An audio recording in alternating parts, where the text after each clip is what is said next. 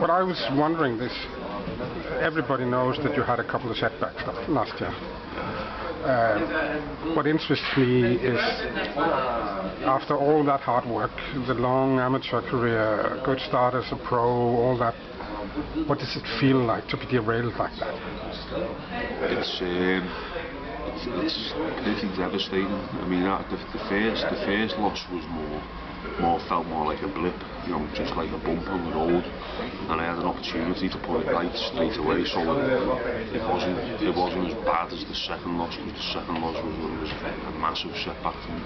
Okay. It was a longer roll back after the second loss.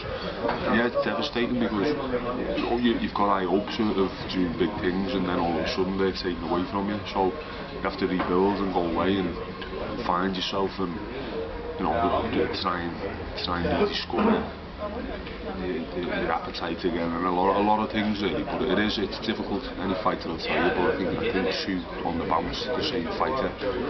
It's probably as bad as it gets, you know. Now you have a new setup. Does that mean that you have to change things to sort of get back on the rail?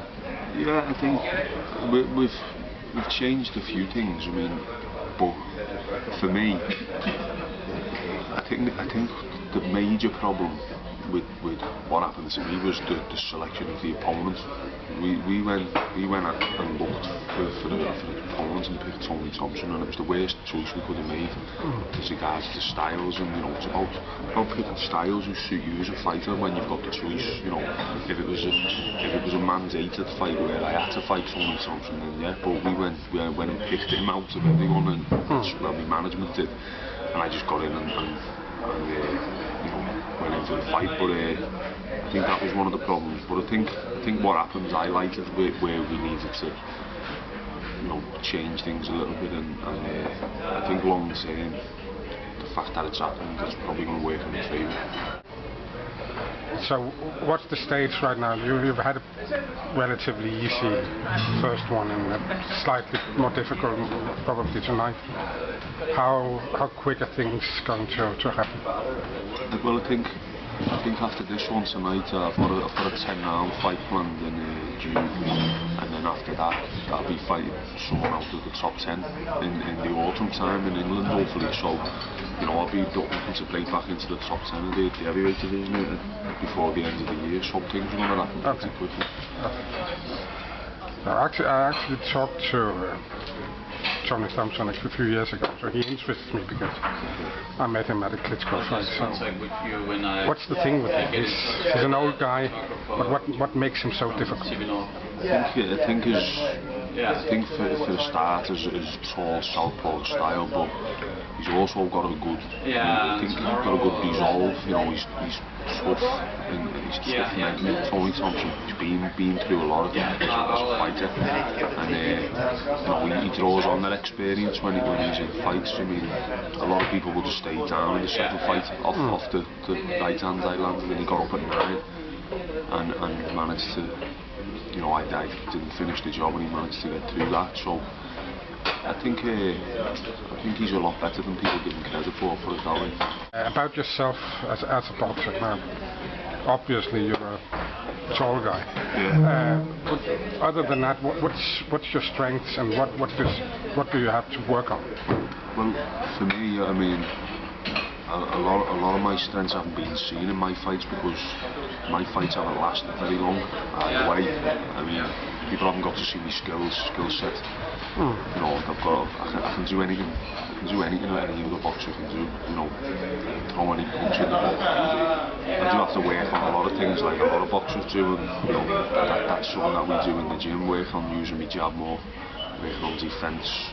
You know, working on changing the pace of the fight and adapting to fighters changing their style during the fight. There's a lot to work on, and that's what we're doing. But you know, I'd say my strengths are obviously my punch power, my speed for my size, and my skills.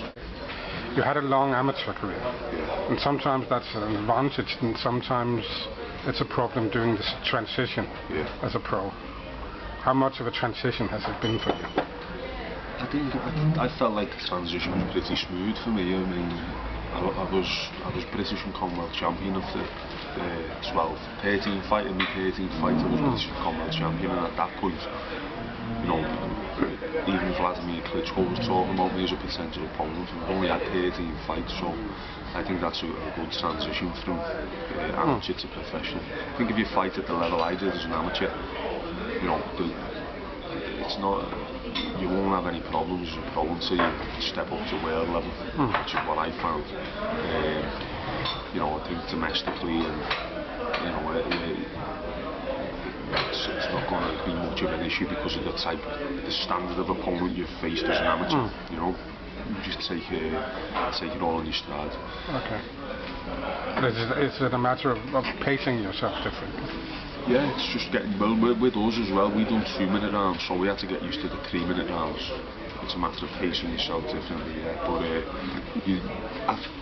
at first, you find yourself a step ahead of your opponents, because, as I say, you're used to finding such a high-level opponent in the amateur system. You're at the international level, right.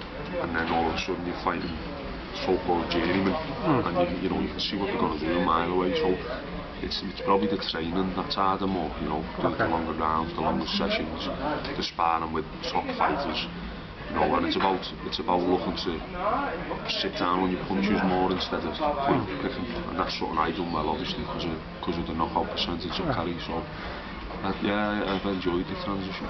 Okay.